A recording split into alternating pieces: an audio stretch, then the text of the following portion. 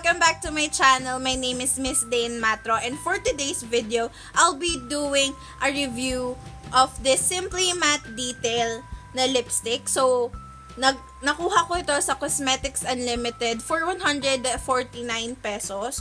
So, bagong release nila to na lipstick. They have 12 shades. So, I'll put the link ng Cosmetics Unlimited and nung Detail Makeover para makita nyo yung product na to. So, yung mga name ng mga shades nila is yung mga mood.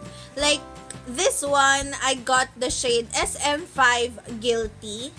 So, sabi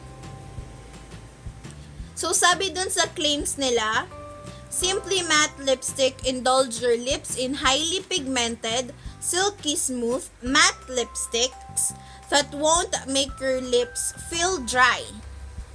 So, yun. Meron silang 12 shades. So, ito yung itsura ng box nila. Simply Matte Detail. Tapos, nandito yung address nila. Tapos, may design. Tapos, ingredients and yung barcode. Tapos, dito nakalagay yung shade. So, buksan natin siya.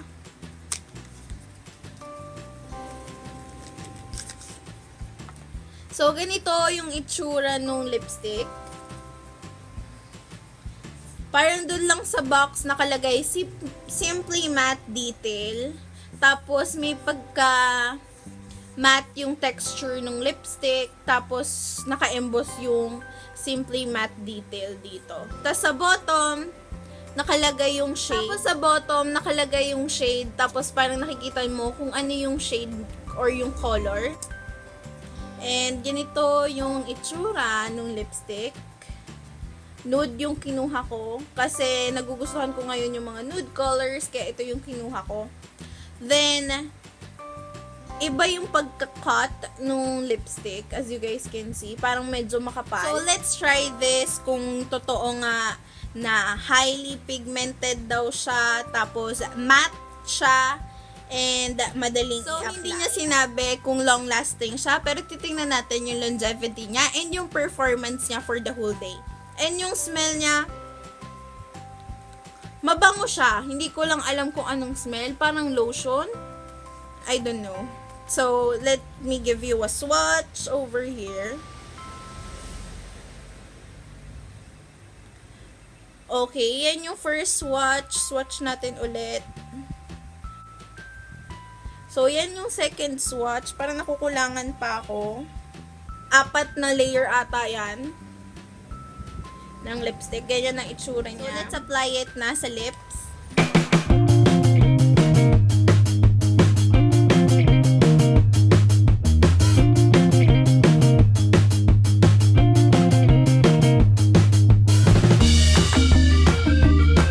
So, hi guys! I'm back and nalagay ko na yung lipstick. Ganito yung itsura niya.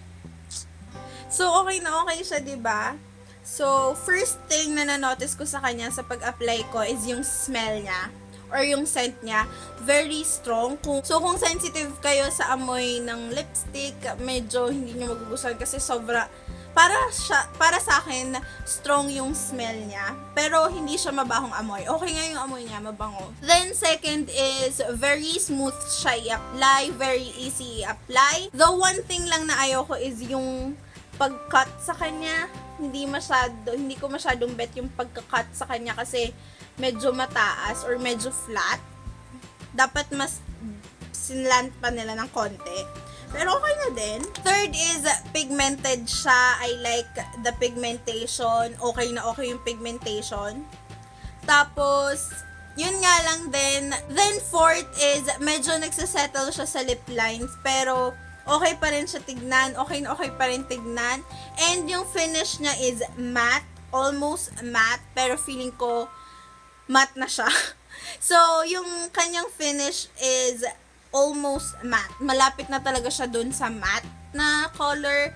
Tingnan natin kasi baka pag nag-set siya is magiging fully matte na siya.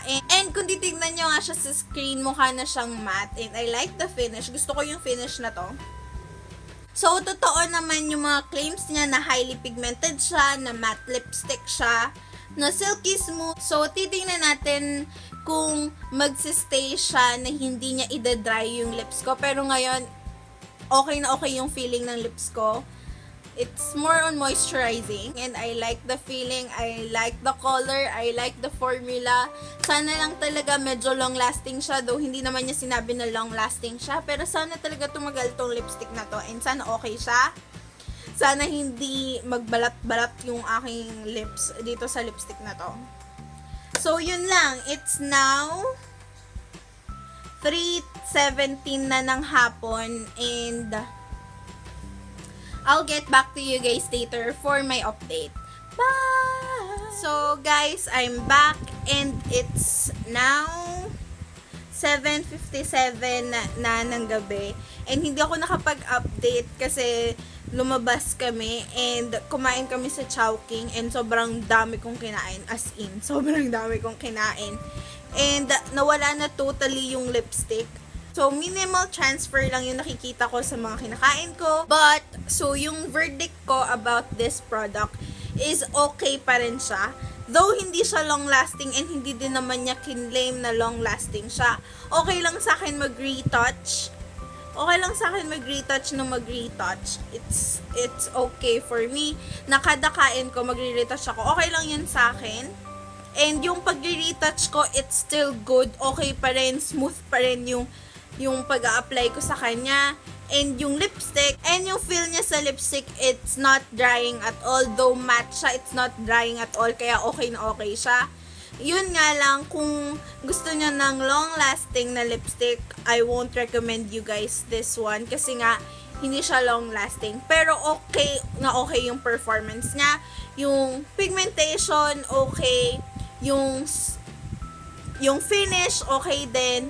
Tapos, okay din yung price niya. Very affordable. 149 pesos for a matte lipstick is not bad at all. Sobrang okay na siya. Sana lang talaga naging long-lasting siya para mas okay. So, again guys, I'll put the link of the detail makeover sa baba. And also yung Cosmetics Unlimited, I'll put their link down below kung interesado kayong bumili nito.